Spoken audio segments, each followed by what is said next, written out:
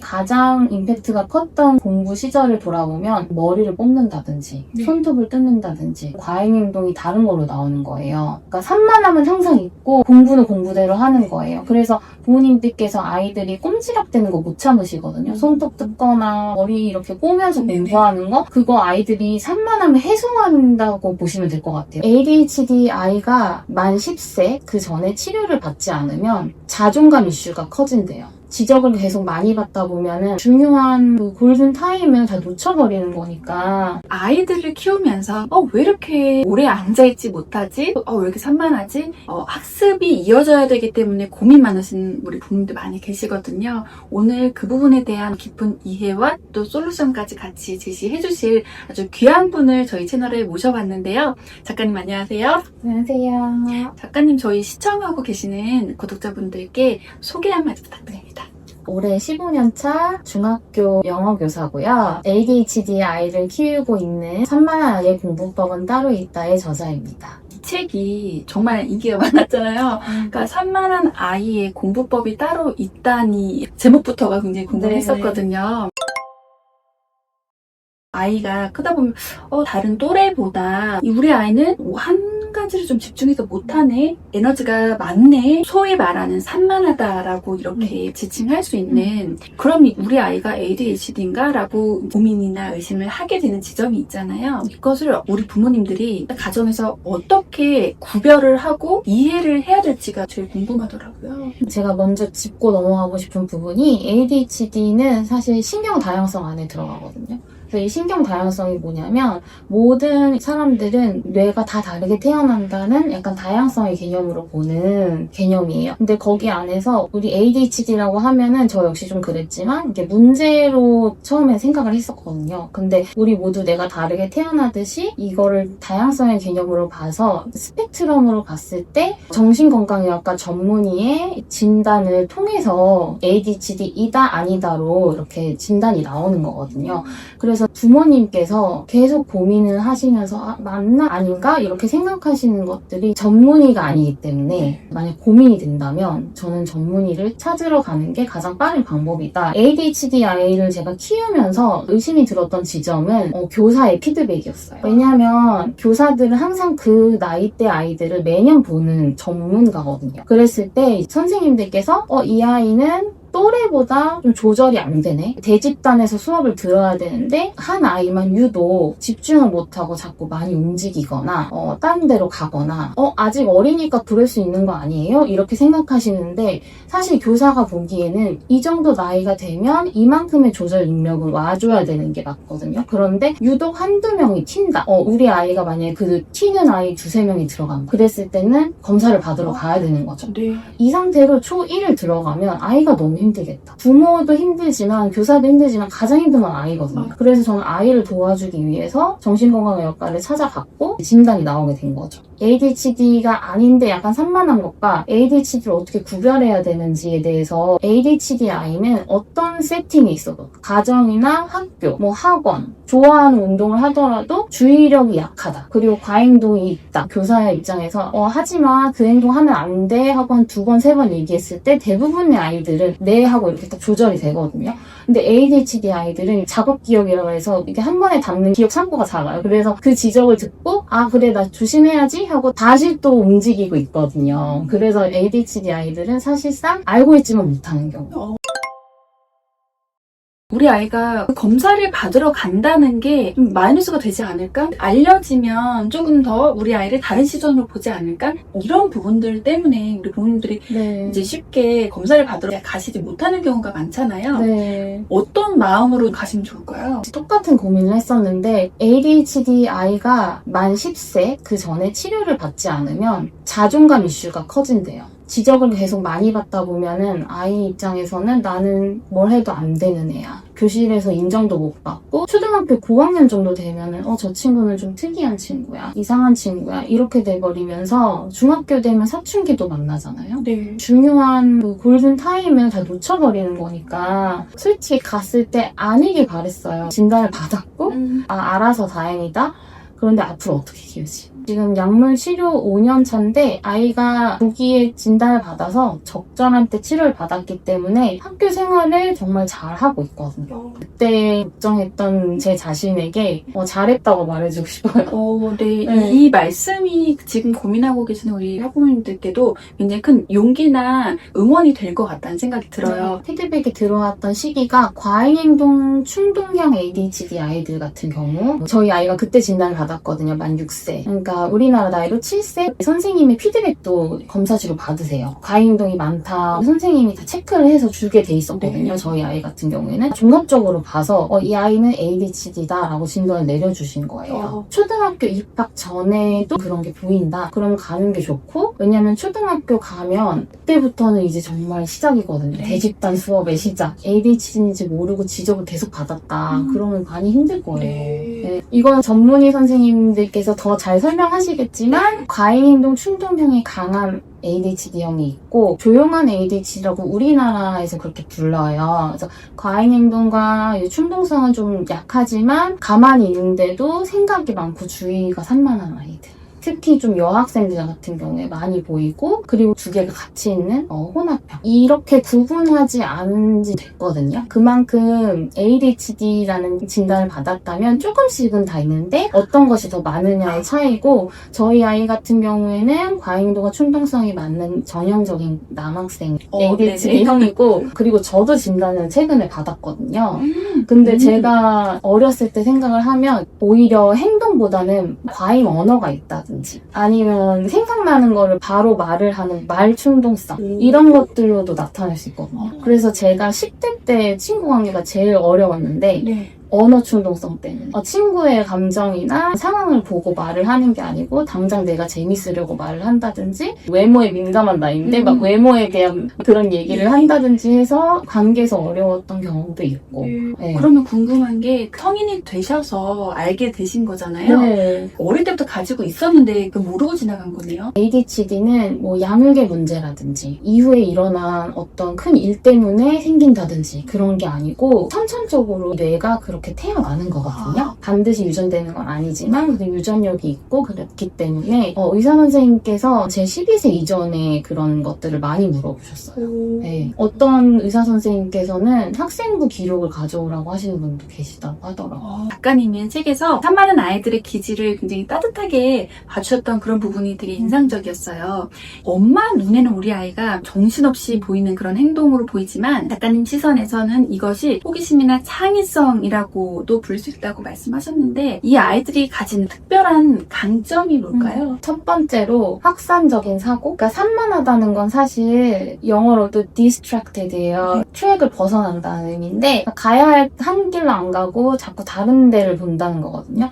그 얘기는 뭐냐면 다른 사람들은 틀에 박힌 생각을 하지만 이 아이들은 조금 벗어나서 볼 수 있다는 거예요. 그래서 많은 개발자들, 혁신가들이 ADHD 성향이 있다고 하거든요. 왜냐면 다르게 보니까 현상들을. 그래서 이게 이 아이들의 큰 장점이고 그리고 ADHD 아이 같은 경우에는 사실 과몰입이 굉장히 장점이에요. 하나에 꽂히는 게 항상 있어요. 그런데 자기가 관심이 없는 것에는 주의를 못 기울이는 것이 특징이거든요. 대신에 자기가 좋아하는 것들에는 정말 어떤 친구들보다 집중력이 더 큰 거예요. 그래서 저희 아이 같은 경우는 어릴 때 퍼즐, 레고 이런 것들은 막 2-3시간도 해요. 그리고 또 수학을 좋아하는 친구여서 한 문제집을 샀는데 너무 재밌는 거예요. 그래서 그걸 밤 10시까지 한 권을 다 푼 거예요. 그러니까 이런 과몰입이 어떻게 보면 이 아이들의 장점인 거죠. 자기가 좋아하는 걸 찾으면. 거의 천재성을 거기서 발현한다고 볼 수 있는데 그런 친구들도 있죠. 그럼 저 여기서 너무 궁금한 게 ADHD 때문에 학습적으로 어려움을 겪어서 이런 말씀은 조금 조심스럽지만 안 좋은 결과로 가는 아이들도 있잖아요. 그런데 반대로 뭐 창의성이 뛰어나서 아니면 이렇게 과몰입이 뛰어나서 정말 한 분야에서 뛰어난 그런 인물들도 있단 말이에요. 이 차이를 딱 가르는 그 지점은 뭐였을까요? 그 한 가지가 너무 궁금해요. 일단 문화적인 것도 있다고 생각을 해요. 저희 아이랑 이번에 캐나다 유학을 갔다 왔기 때문에 아이의 그 ADHD 증상들, 산만하거나 과잉행동을 바라보는 시선이 우리나라랑 캐나다는 많이 좀 다르긴 하거든요. 그러니까 캐나다에서는 산만한 아이들도 이 아이들의 그냥 특징이라는 것을 완전 수용을 해줘요. 학교에서도. 만약에 집중을 잘 못한다 그러면 피제토이라고 이렇게 막 만지면서 수업을 들을 수 있는 장난감도 허용을 해줄 정도로 이게 어려운 거지만 이 아이한테는 강점이 있기 때문에 그걸 밀어주거든요. 어려운 과제에 더 집중을 하는 성향인 아이들이 많아요. ADHD 아이는. 쉬운 과제는 대충 하고. 그래서 그런 경우에는 캐나다에서는 아예 영재라 그래가지고 프로그램을 따로 줘서 이 아이들한테 계속 도전적인 과제를 주는 거예요. 산만해지지 않도록. 네. 그런 프로그램이 있다 보니까 뭐 일론 머스크 같은 사람도 나오고 하는 게 아닐까라는 생각을 했고, 우리나라에서는 제가 지금 공교 현장에도 있지만 모든 과목을 좀 다 잘해야 좋은 대학을 가고, 그렇다 보니 이 아이들이 발현하기 쉽지 않은 시스템 안에 있다는 것을 저는 그렇게 생각을 하고, 그럼에도 불구하고 우리가 이민을 간다든지 그건 어렵잖아요. 그러면 제가 통제할 수 있는 부분은 어디냐라고 봤을 때 가정은 엄청 중요하다. 양육 방식. 그거군요. 네, 그래서 저는 부모가 세상을 바라보는 시선이 굉장히 넓어야 되고, ADHD 아이 키운다면, 그리고 이 아이가 많은 정체성 중에 학생이란 정체성이 조금 안 맞을 수 있는 것 뿐이거든요.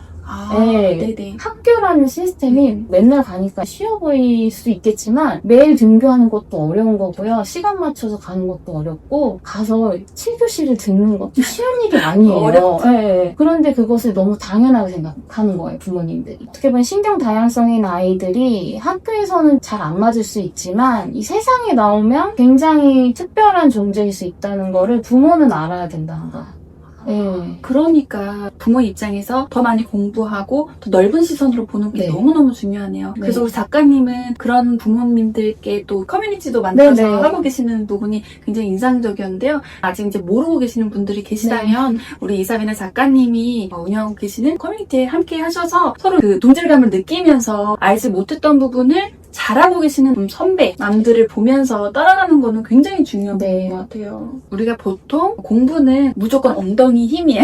무조건 앉아서 오랫동안 공부하는 것이 이제 공부를 하는 거고 공부의 시작이라고 말을 하잖아요. 근데 작가님께서는 이 산만한 아이의 공부법은 따로 있다고 말씀을 하셨어요. 근데 일반적인 아이들과 달리 이 아이들의 뇌를 자극하고 몰입을 시켜주기 위해서 부모가 시도해야 되는 가장 효과적인 학습 꿀팁이 있다면 알려주시면 좋을 것 같아요. 제가 부모님들이랑 소통을 하면서 느낀 게, 알고는 계세요. 제 책을 다 읽고 나면 이렇게 해볼게요, 이 팁을 해볼게요 하지만 막상 실행을 할 때 많이 좌절을 하시는 게, 제가 느끼기에는 아이의 특성을 수용하지 못한 부모님들, 이거를 특성으로 안 보고 아직도 고쳐야 될 걸로 보시면 어떤 팁을 드려도 잘 적용을 못 하세요. 사실 ADHD는 과학적인 거거든요. 그렇게 태어나는 거예요, 뇌의 특성이. 뇌과학자들도 그렇다고 말을 하고, 정신건강의학과 전문의 선생님들께서 뇌가 이런 특성을 가지고 있어요 라고 설명을 한단 말이에요. 겨울은 춥고 여름은 덥잖아요. 네. 그건 과학적인 현상이거든요. 네. 우리가 겨울에 왜 이렇게 춥냐고, 언제 끝나냐고, 이렇게 불평해봤자 봄이 빨리 오지 않잖아요. 그런 것처럼 이 아이들의 뇌도 과학이기 때문에 이거를 아무리 불평불만을 한다고 해도 아이의 속도대로 자라고 있는 거를 더 빠르게 만들어주지 않는다는 거예요. 제가 뇌과학을 사랑하는 이유가 옳고 그름이 없어요. 현상은 현상으로 보고 전략을 세우자는 거예요. 겨울은 너무 추운 현상을 과학적으로 알고 있잖아요. 그러면 거기에서 뭐 핫팩을 쓴다든지 롱패딩을 입는다든지 아니면 밖에 안 나간다든지 나름의 전략을 세우면서 봄이 오기를 견디잖아요. 그런 것처럼 아이들의 이 뇌의 특성을 미루거나 하기 싫어하거나 동기부여가 잘 안 되고 계획이 어렵고 주의가 산만해지는 게 게을러서 그런 게 아니라는 거예요. 그렇게 태어났기 때문에 학습적인 것이 왔을 때 그런 현상을 보이는 거예요. 이걸 현상으로 인정을 하고, 그럼 이제 우리 아이한테 맞는 전략은 뭘까? 그렇게 봤을 때 제가 책에 담았던 팁 몇 가지만 소개를 해드리면, 일단 학습을 시작을 할 때 잘 미루는 아이들이 있어요. 다양한 이유가 있겠지만 대부분은 이게 엄청 커 보이는 거예요. 엄마가 수학 3장 풀었어? 이제 앉아서 해야 돼 라고 했으면 이 아이 입장에서는 그게 너무 큰 거예요. 엄마가 생각했을 때 그 3장 그냥 빨리 하면 되는데 네. 왜 앉아서 안 하니 이렇게 생각을 하지만 아이 입장에서는 많은 전환이 있거든요. 지금 내가 하는 것을 멈춰야 되고 예. 그 주의를 책상으로 가서 앉는 데로 옮겨야 되죠. 그리고 앉는 다음에 책 펴야 되고 1번 문제 읽고 무슨 문제인지 이해하는 거 이게 다 지금 느리단 말이에요. 그러면 ADHD인에게 맞는 산만한 아이들에게 맞는 시작 방법은 쪼개기거든요. 지시사항을 줄 때도 지금 뭐 TV를 보고 있었다면 5분 뒤에 끌 거야. 5분 타이머 맞추고 타이머 울리면 바로 안 꺼요. 네. 그래서 근데 엄마는 항상 울리면 바로 끈다가 일관적으로 되어 있으면 아이들이 짜증은 안 내요. 자 그러면 이제 바로 앉아. 안 되거든요. 네. 잠깐 쉬고 5분 뒤에 책상에서 만나. 그래서 5분 타이머 맞추고 울리면 같이 앉아요. 툴툴대요. 그런데 그건 그냥 현상인 거예요. 제 눈에는. 그래도 일단 왔잖아요. 네. 그거마저도 대견한 거예요. 앉아서 1번 문제를 풀려고 하는데 아이가 피자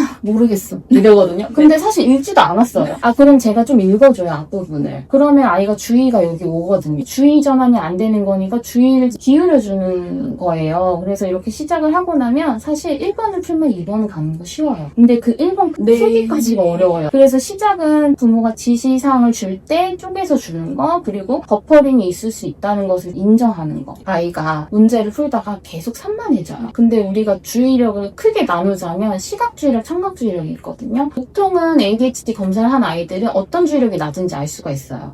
저희 아이 같은 경우는 청각주의력이 낮아요. 그래서 지금 여기 팬 돌아가는 소리, 제가 말하는 소리 뭐 이런 것들이 다 같은 정도로 들리는 거예요. 보통은 이제 이거를 배제하고 내가 해야 되는 것을 해야 되는데 청각주의력이 낮은 아이들은 모든 소리가 중요하게 들리는 거죠. 주변이 조용해야 돼요.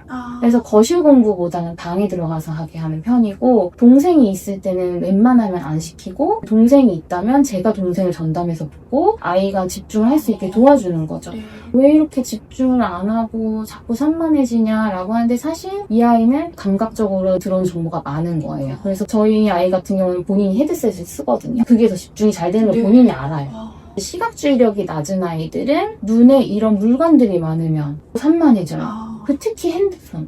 앞에 두면 안 되고 그리고 벽을 보고 있으면 더 좋고 거실 공부를 어쩔 수 없이 시킬 때 문제가 뭐냐면 부모님들이 왔다 갔다 해요. 제가 추천드리는 방법이 바디 더블링이에요. 같이 함께 있는다는 건데 이렇게 들여다보고 맞나 틀리나 보는 게 아니고 책을 읽으셔도 되고 그냥 같이 있다가 애가 다른 데를 보고 있으면 아직 집중해야 되니까 다시 이번 문제 보면 돼 이렇게 해서 말해준다든지. 그래서 저희 아이가 이제 제가 세모라고 부르는데 세모가 공부를 하다가 모르겠어요. 자주 그래요. 집중이 안 돼서 그런 거라서 이 문제 지금 다시 읽어볼래? 해요. 그러면은 그래서 그렇구나 하면서 자기가 읽으면서 저한테 물어봤지만 답을 자기가 찾아요. 주의가 아직 거기 안 가서 몰랐다는 뜻이에요. 그러니까 엄마가 옆에 있으면 왜 잘 되지? 이러는 거예요. 또 한 가지 말씀드리자면 포모도로 이렇게 시각적으로 시간을 보여주는 거예요. ADHD 아이들, 특히 산만한 아이들은 시간의 흐름을 잘 모르거든요. 그래서 눈에 보이는 구글 타이머 같은 것들은 내가 얼만큼 집중했는지 보이기 때문에 25분 좀 어렵거든요. 네. 초등학생 아이들. 저는 15분으로 시작을 했어요. 그래서 15분하고 5분을 쉴 거야 하면은 이제 주의지속이 짧은 아이들은 15분 동안 견디게 도와주는 거예요. 엄마 있잖아 오늘 누가 이러면서 갑자기 네. 딴 얘기가 생각이 나니까 충동적으로 말을 하는데 그 얘기 지금 꼭 필요해? 이렇게 말하기보다는 아직 시간 보면 우리 집중 시간이거든. 이 문제 지금 풀면 돼. 대신에 5분 휴식 때 들어줄게. 그래서 주의를 좀 더 늘려주고 휴식 때 확실하게 휴식을 취해주고. 굳이 아이가 ADHD가 아니어도 산만한 아이들에게도 도움이 되는 방법일 거라고 생각이 드는데요. 제가 책 앞부분에도 썼지만 꼭 ADHD라고 특정할 수가 없는 것이 요즘에 디지털 기기가 생활화되어 있잖아요. 공부도 디지털 기기도 한단 말이에요. 영상을 많이 보고 운동도 부족하고 하다 보니까 매해 주의력이 약하다는 걸 느껴요. 수업을 할 때. 제가 책에 쓴 팁들이 꼭 ADHD 아이만을 위한 것이 아니라 요즘에 산만한 아이들을 위해서 굉장히 효과가 좋을 것 같아요. 네. 맞아요. 그러면 작가님, 네. 아이랑 갈등 없이 행동을 교정할 수 있는 현명한 대화의 기술법 있을까요? 첫 번째로 말씀드리고 싶은 게 부와 모가 있잖아요. 네. 그러면 인내심이 더 강한 기질의 분이 하셨으면 좋겠어요. 네. 통제형 부모가 나쁜 건 아니거든요. 좋은 점도 있어요. 문제는 ADHD 아이나 산만한 아이 같은 경우에는 통제형 부모는 눈에 보이는 게 너무 많아요. 아, 그러네요. 소리를 내거나 술다가 막 이렇게 한다든지 통제하시는 부모님들을 보면은 이 아이의 오늘 학습 태도나 학습량, 학습 난이도를 보고 기준이 높은데 그게 안 맞으면 이 아이의 대학까지 보시더라고요. 오늘 이렇게 제대로 안 하고 산만했어요. 그러면 대학도 못 가고 인생도 안 좋아질 거예요. 오늘에 없어요. 오늘의 학습에 집중을 못 하시고 제가 그거를 제 가까우신 그 남편분에게서 조금 느꼈거든요. 네. 굉장히 긴 대화를 나눈 적이 있어요. 이 남편이 왜 그런가에 대해서 이제 얘기를 나누면 이렇게 하다가는 실패할까봐 두렵다는 거예요. 그러다 보면 아이를 통제하게 되고 그 통제하다 보면은 좋지 않은 말들이 나오고 네. 그러다 보면 대화가 산으로 가요. 오늘 이 학습을 잘 끝내는 것이 목표가 아니고 당장 오늘 뜯어 고치고 싶어요. 근데 그런 자세는 결국 이 마라톤과 같은 학습의 모든 정서를 망치거든요. 그리고 이 아이들은 동기부여가 잘 안 되는데 모든 책상에서의 경험이 안 좋잖아요. 공부와 연결된 정서가 너무 안 좋아져서 스스로 할 수 있는 그 지점에 가지도 못해요. 부모가 고3까지 네. 공부를 시킬 수는 없잖아요. 맞아요. 그래서 저는 공부 정서를 절대 치지 말라고 항상 말씀드리거든요. 비난하지 말고 코칭하자. 한 번 말할 때 좀 와야지 엄마 말이 우스워? 아이가 부모를 한 번도 무시한 적 없거든요. 그런데 내 말을 몇 번 듣지 않았다고 무시했다고 생각하는. 왜 이렇게 집중을 못해? 4학년이면 1시간은 해야 돼. 네. 5학년이면 너 또래들이 2시간 하는 거 알아? 이렇게 말하는 거. 비난이에요. 그렇게 할 거면 그만둬. 근데 아이가 사실 여기 앉아있다는 건 할 마음이 있는 거거든요. 근데 부모님께서는 아이가 글씨를 밉게 쓴다든지 하기 싫어가지고 1번 딱 찍고 넘어가서 막 다 했어 이럴 때 그렇게 할 거면 그만둬. 처벌을 내리는 듯한 대화법. 근데 코칭한다는 건 뭐냐면 이 아이의 특성을 그대로 바라봐주는 거예요. 이게 어렵구나. 너는 이게 잘 안 되는구나. 그럼 도와줄게. 어제는 엄마가 5번 불렀을 때 네가 앉았거든? 근데 오늘 3번 불렀는데 앉았다? 그게 누구한테는 쉬울 수 있겠지만 너한테는 어려운 일인 걸 알고 있어. 어제보다 오늘 더 나아졌기 때문에 엄마는 그걸 칭찬하고 싶어. 이런 게 코칭하는 거예요. 비난을 하면 아이가 학습을 멈추게 되거든요. 그런데 코칭을 하면 더 멀리 갈 수 있어요. 아이랑. 돌아보게 되네요. 이렇게 하면 제 대학 못 갈 것 같은데까지 생각하시는 네. 부모님들 많이 계시잖아요. 아니, 비난 대신 코칭은 어느 부모님께나 또 해당되는 굉장히 좋은 방법인 것 같네요. 네. 산만함이나 부주의, 주의 집중력이 낮은 아이들을 단점으로 보지 않고 장점으로 잘 발현시켜준 정신과 의사이신데 진단을 받으신 분들도 많이 나오시잖아요. 그러면 공부를 열심히 했다는 거잖아요. 그 아이들이 개선이 돼서 집중을 잘 할 수 있어서 이 학습적으로 잘 갔던 걸까요? 아니면 그 아까 과몰입을 하기도 한다고 하셨잖아요. 네. 그럼 그 과몰입의 경우라서 좀 공부에 과몰입을 해서 할 수 있었던 건지 현실적으로 궁금해요. 사실 제가 의사가 된 것이 네. 아니기 때문에 어떻게 하셨는지는 말씀을 드릴 수는 없지만 제가 최근에 ADHD 진단을 받았잖아요. 저는 중학교까지는 항상 정규생이었거든요. 고등학교 가서 성적이 떨어졌지만 대학을 가서도 임용고시라는 힘든 시험을 1년을 집중해서 공부를 했었어요. 제가 공부하던 스타일을 돌아보면 벼락치기. 놀다가 한 시험이 한 달 전부터는 잠을 안 자고 네. 다 외우거나 공부를 하는 거예요. 대신에 수업 시간에는 집중을 잘 못했어요. 그런데 벼락치기에서 그거를 흡수하고 시험 성적이 항상 잘 나왔던 경험이 있으니까 공부를 놓지 않았거든요. 계속 잘 나오다 보니까 공부를 하게 됐고 고3 때랑 임용고시 때 가장 임팩트가 컸던 공부 시절을 돌아보면 머리를 뽑는다든지 네. 손톱을 뜯는다든지 과잉 행동이 다른 걸로 나오는 거예요. 그러니까 산만함은 항상 있고 공부는 공부대로 하는 거예요. 그래서 부모님들께서 아이들이 꼼지락대는 거 못 참으시거든요. 손톱 뜯거나 머리 이렇게 꼬면서 공부하는 거 그거 아이들이 산만함을 해소한다고 보시면 될 것 같아요. 저희 아이는 좀 흥얼거리면서 해요. 예. 저희 남편은 저래서 공부가 되냐라고 얘기하는데 한번 기다려 봐봐 해서 보면 다 맞았어요. 흥얼거리든지 머리를 이렇게 꼬든지 다리를 떨든지 그런 것들로 과행동을 해소하면서 이거 공부에 집중하는 그러니까 뇌의 특성이 다른 거예요. 오. 네, 저 같은 경우는 어릴 때 TV를 보면서 그렇게 공부를 많이 했어요. 왜냐면 지루하니까 이걸 보면서 조금 지루함을 해소하면서 막 네. 공부. 근데 부모님이 한마디도 안 하셨어요. 그냥 하나보다 이렇게 생각하셨던 게 오히려 제가 공부를 놓지 않게 됐던 계기가 됐었던 것도 있고요. 사실 저는 그 꼴을 못 보거든요. 그거 보통 지금 같으면 다 지적거리고 그쵸? 당장 네. 혼나면 덮고 이렇게 되는 상황인 네, 거죠. 저희 부모님이 좀 대단하신 거고, 네. 그래서 이번에 진단을 받으면서 의사 선생님께 이제 여쭤봤죠. 네. 제가 이제 어떻게 이렇게 성적도 잘 나오고 그랬던 거죠? 이랬더니, ADHD인데 이제 지능을 무시할 수는 없대요. 근데 세모랑 저랑 좀 평균 상으로 나왔거든요. 그렇기 때문에 바짝 했을 때 그걸 흡수하는 능력이 남들과는 다르다. 대신에 꾸준히는 안 된다. 그러니까 제가 놀다가 벼락치기 하고 이게 됐던 게 어떻게 보면 지능이 몫을 했던 거라는 것을 얘기해 주시더라고요.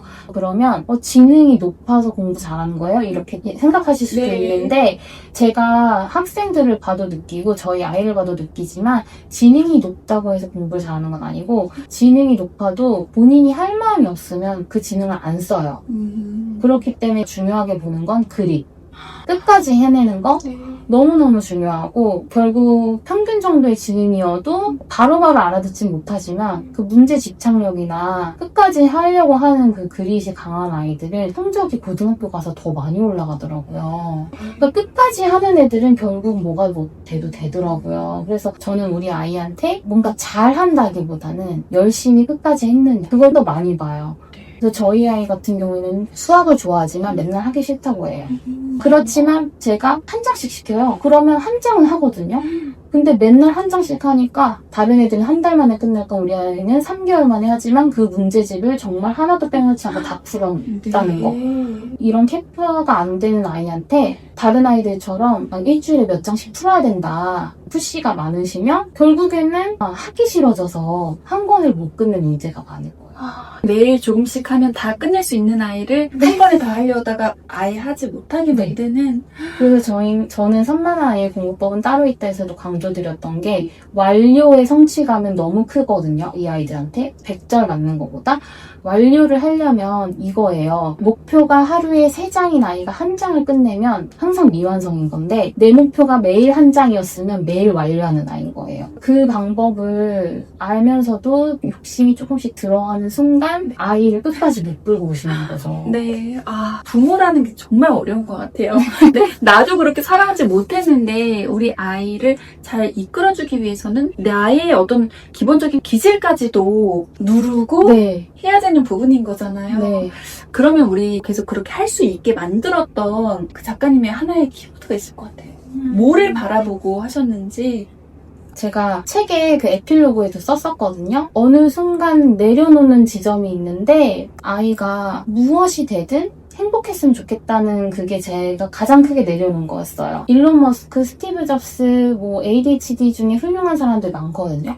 근데 저는 성실하면서도 평범한 사람들도 많다고 생각을 해요. 매일매일 일터에 나가시는 성인 ADHD 분들, 그리고 체력을 다해서 열심히 일을 하시는 분들도 그렇고 제 시간에 가는 게 어려운 친구들도 많은데 알바도 그 시간 제 시간에 나가서 할 일을 다 하고 온다면 우리 아이가 그 하루가 좀 행복했으면 좋겠다. 그래서 공부를 시킬 때도 100점을 맞고 그것도 너무 좋죠. 당연히. 그런데 오늘 할 일을 끝내려는 경험, 내가 계획한 거는 다 실행해보는 경험, 이런 성실함이 결국 모든 걸 하게 하는 힘이라고 생각하거든요.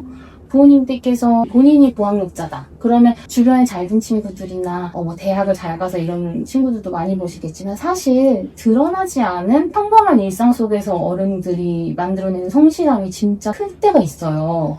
우리 아들도 저렇게 성실하게 해서 하루를 열심히 본인이 원하는 걸 했다면 진짜 만족스럽겠다. 그런 것들 제가 굉장히 많이 내려온 부분이고 그러다 보면 지금 논술 해야 되는데 수학도 많이 해야 되는데 이런 욕심은 조금 없어져요. 대신에 아이가 할 수 있는 거에서 플러스 1 정도 네. 끌어왔는데 잘 해주고 있다면 이거를 좀 더 오래 끌고 가고 싶다. 그래서 어느 순간에는 결국 자기주도 해야 되잖아요. 네, 맞아요. 그럴 때 내가 통제권을 잘 넘겨주고 싶다. 그러려면 남는 건 습관이거든요. 습관만큼은 본인이 가져갈 수 있는 거니까, 스스로. 예.